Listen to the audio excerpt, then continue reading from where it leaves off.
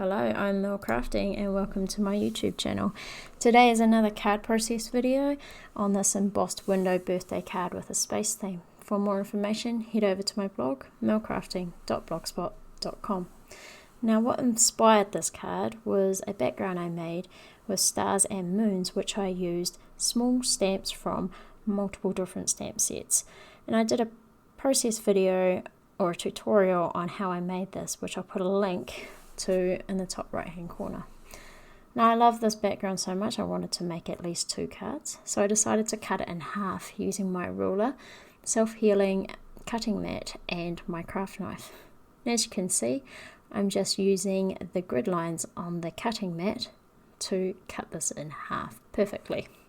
So now I have 2 backgrounds that I can use on 2 different cards. I'll link to the other card I made, which is a space themed shaker card. But for this card, I wanted a circle cut out to form my window. So I just used some washi tape to put down that die cut and my Sizzix Big Shot to cut it out. And I just used some standard black cardstock. Now I'm just going to place that stars and moons background, just arrange it a little bit to see how it looks. Now this is the space themed stamp set that I've been using, that some of those stars came from, and that the sentiment which says "Have a stellar birthday" is from. I'm just positioning it straight under that circular window, and I just want it center bottom.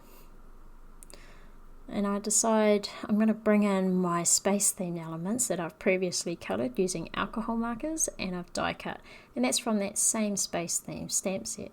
So I just quickly arrange these as shown. It also gives me an idea of where to put that sentiment stamp. Now I decide I want to do some heat embossing, so I'm going to place that card front into my We Are Memory Keepers precision press. I'm just putting my anti-static powder tool all across that card because I'm going to be doing some heat embossing, and I only want it to stick to where I've stamped that sentiment. So place my sentiment stamp down, close my stamping platform door, grab the stamp, make sure it's stuck to that door, and then use some clear embossing ink to ink up that stamp. Press down, make sure it gets a good impression, and ink it up again. Do that a couple of times to make sure that that sentiment is stamped really well.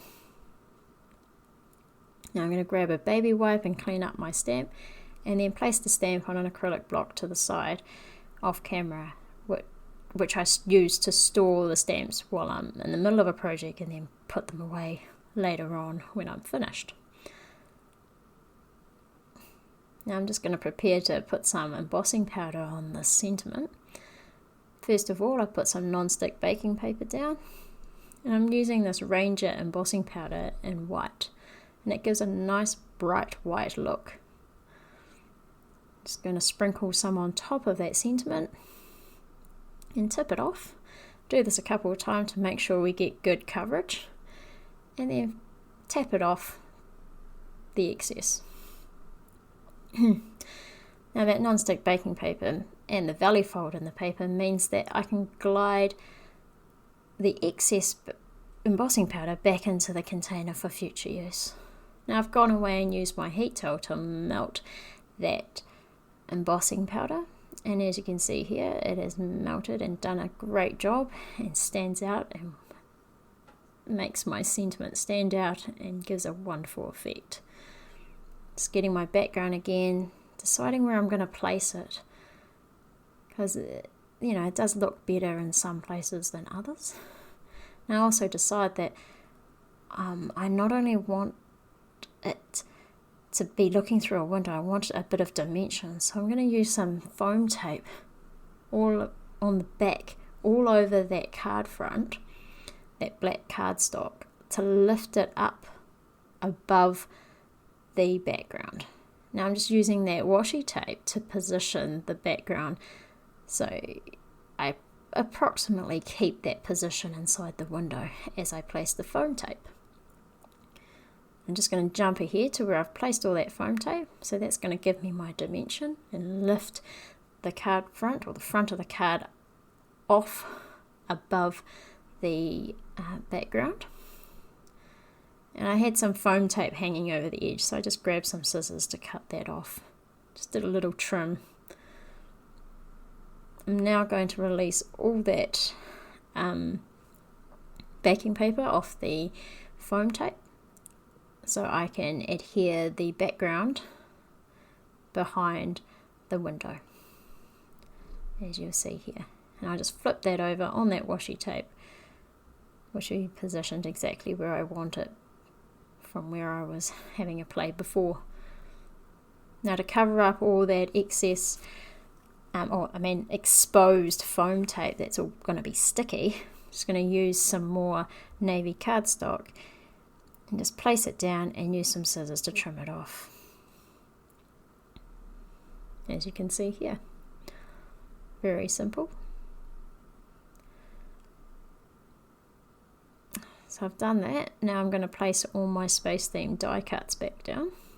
Now let's place them all first and then use some double-sided tape to actually adhere them down.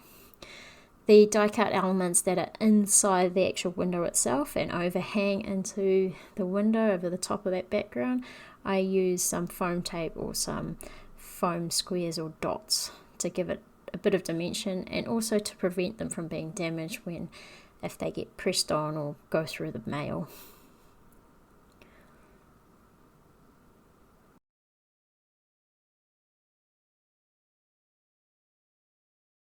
The last step is to adhere that card front to a navy card base. So I'm just positioning that at the moment. It's slightly bigger than my card base, so I've gone away and I've trimmed it down a little. And as you can see, I now have a slight navy border around the card front, which I'm happy with. So I'm going to use some double-sided tape now just to adhere that card front to the card base. And I've already taken off the backing paper.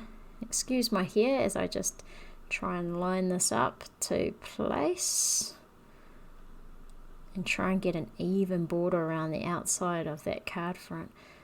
Unfortunately, as you can see to the right, there is a bit of an overhang, so I bring in my guillotine just so I can just quickly trim off that edge. Just a slither gets taken off that end, just so the outside border is even all the way around it.